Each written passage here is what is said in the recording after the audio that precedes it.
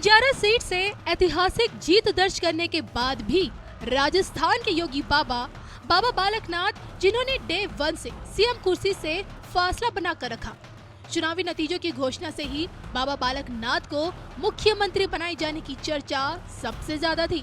और जो कि बाबा का सनातनी प्रेम और नेतृत्व क्षमता राजस्थान को सबसे ज्यादा भाता था, इस कारण सीएम रेस में बाबा जी सबसे आगे थे। जनता की पहली पसंद बाबा बालकनाथ बन चुके थे, लेकिन पार्टी आलाकमान ने भजन लाल शर्मा को मौका दिया और प्रदेश में भजन सरकार बन गई। और आज जब कैबिनेट का विस्तार होना बाकी है, तो ऐसे में एक बार फिर बाबा बालकनाथ का नाम गूंज रहा है। नाथ संप्रदाय से जुड़े बाबा बालकनाथ यूपी के योगी बाबा की भी पहली पसंद है। दोनों के बीच भाई वाला रिश्ता है और ऊपर से पीएम मोदी के फेवरेट लोगों में भी बाबा बालकनाथ आते हैं।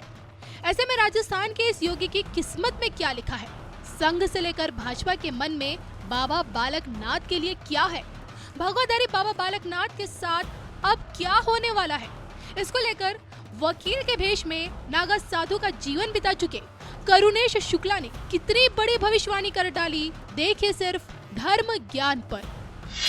आपको एक वकील के भेष में हमेशा से एक नागा साधु के तौर पे आपको प्रेजेंट करते आई हो धर्म ज्ञान में। आध्यात्मिक की दुनिया से भी आप एक लंबे अरसे से जुड़े हुए हैं, अभी भी जुड़े हुए हैं। और एक नाम इस वक्त जो सबसे चर्चा में रहा राज्यों के चुनावों में, वो थे बाबा बालकनाथ जी। और उम्मीद यही थी कि मुख्यमंत्री की रेस में सबसे आगे चल रहे थे, हालांकि मीडिया ने बना दिया, लोगों ने उन्हें सबसे आगे कर दिया।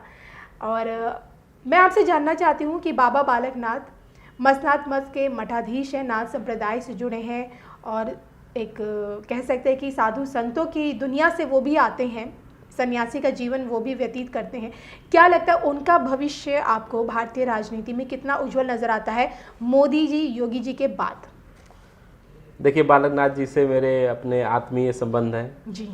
और महाराज जी के साथ में, मतलब अभी योगी आदित्यनाथ जी का जब प्रचार चल रहा था तो उसमें मैं उनके साथ में काम किया, क्योंकि महाराज जी अपना अलग अलग पूरे उत्तर प्रदेश में जाते थे प्रचार करने के लिए। बालकनाथ जी को गोरखपुर जो विधानसभा थी वहाँ की जिम्मेदारी मिली हुई, तो हम लोग उन्हीं के साथ में टीम में काम करते थे। अच्छा, योगी जी ने दे रखी थी बालकनाथ जी को। अच्छा। वहाँ की कमान की, मतलब हमारे विधानसभा का, हमारे चुनाव में आप देखिए, क्योंकि वो भी विधायक बनने वाले थे।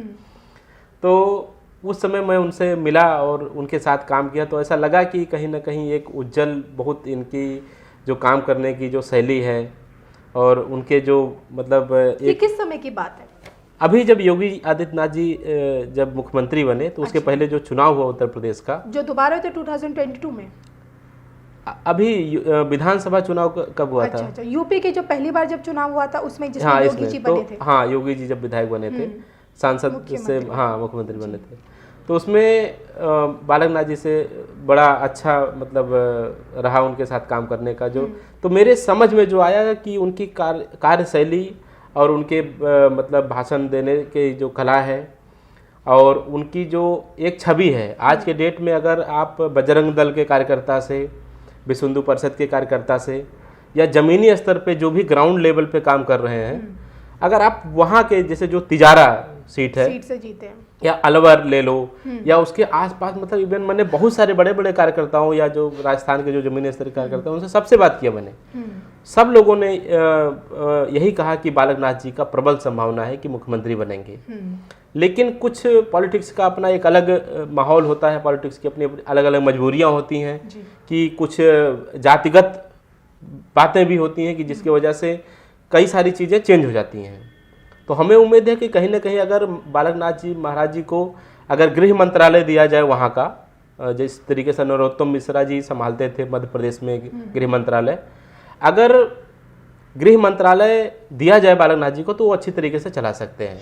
मतलब वहाँ पे बहुत केवल 10% के लोग या 5% मान के चलिए लोग मीट खाने वाले, लेकिन 3000 4000 जिनको लाइसेंस नहीं वो लोग भी मीट बेच रहे हैं जी। तो उन सब चीज़ों पे, या पाकिस्तान से अवैध घुसपैठ जो हो रहे हैं उनको रोकने में बालकनाथ जी जमीनी स्तर पे काम करते हैं और जमीनी स्तर पे लोग इनसे जुड़े हुए हैं जी। तो ये अच्छा काम कर सकते हैं। और भविष्य की बात कर रही हैं आप, तो कहीं ना कहीं उज्जवल भविष्य है उनका। और अगर मोदी जी, योगी जी में मोदी जी को देख रहे हैं अभी से, क्या लगता है क्या हमारे देश को एक और योगी मिल चुका है बालकनाथ जी के रूप में? निश्चित रूप से योगी बालकनाथ उन्हीं के संप्रदाय से हैं। और जो 51 पीठ मतलब महाराज जी के अंडर में गोरक्ष पीठाधीश्वर जो मेन पीठ है, तो उसके अंडर में 51 पीठ है।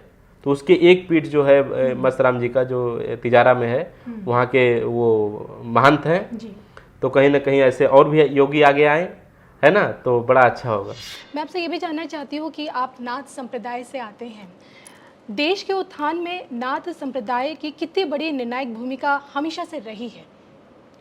देखिए, महायोगी गुरु गोरक्षनाथ एक तरह से भगवान शंकर के अंश के रूप में महायोगी गुरु गोरक्षनाथ जी ने इस पूरे संसार को योग साधना का ज्ञान दिया।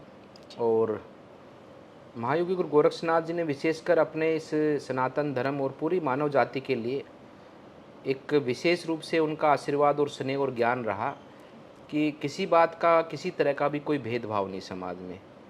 सभी व्यवस्थाओं को तोड़कर और समाज में सभी लोगों का एक तरह से सम्मान हो, एक भाव से सम्मान हो, और सब लोग मिलकर एक स्वर के साथ में आगे बढ़े। इस प्रथा को तोड़ने का उन्होंने बहुत अपने जीवन में उनके ज्ञान के माध्यम से और नाथ संप्रदाय के योगेश्वरों के भी माध्यम से हम सबको इस ज्ञान का अनुभव हुआ। और इस ज्ञान के माध्यम से हमारा नाथ संप्रदाय निरंतर समाज के अंदर एक पूरा समाज व्यवस्थित समाज हो और सब ही अपने कर्मों के प्रति उनका विशेष भाव हो व्यक्तियों का। उस रूप से नाथ संप्रदाय के योगेश्वरों ने महायोगी गुरु गोरक्षनाथ जी के ज्ञान पर चलकर कार्य किया।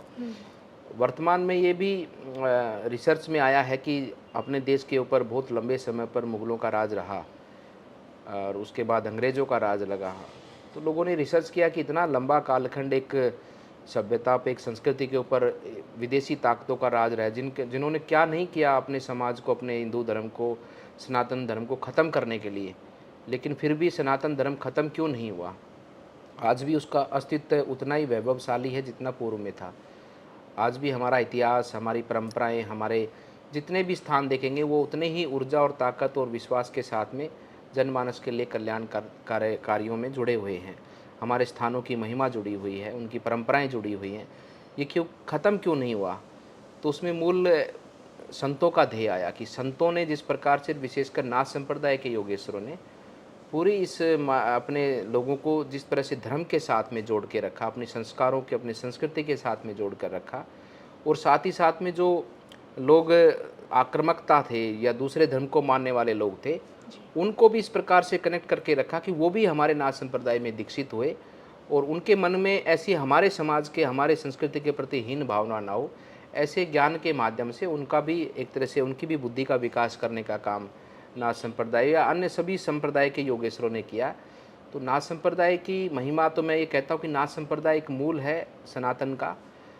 जिस प्रकार से समझाने को तो मैं इतना ही कह सकता हूँ कि हम ज़मीन को गड्ढा करते हैं, कुआं खोदते हैं, उसमें से पानी निकलता है जी, इतना ही मात्र है। लेकिन ये जल बनता कैसे है, इस विषय को जानोगे तो नाथ संप्रदाय और महायोगी गुरु गोरक्षनाथ जी को जानो कि जल बनता कैसे है, जल निर्मित कैसे हुआ, वो महायोगी गुरु गोरक्षनाथ जी की महिमा को हम जान पाएंगे। और मैं मानता हूँ कि भगवान शंकर के शिव स्वरूप आदिनाथ भगवान शिव के इस संसार की रचना को हम जान पाएंगे, वही गुरु गोरक्षनाथ जी का स्वरूप है।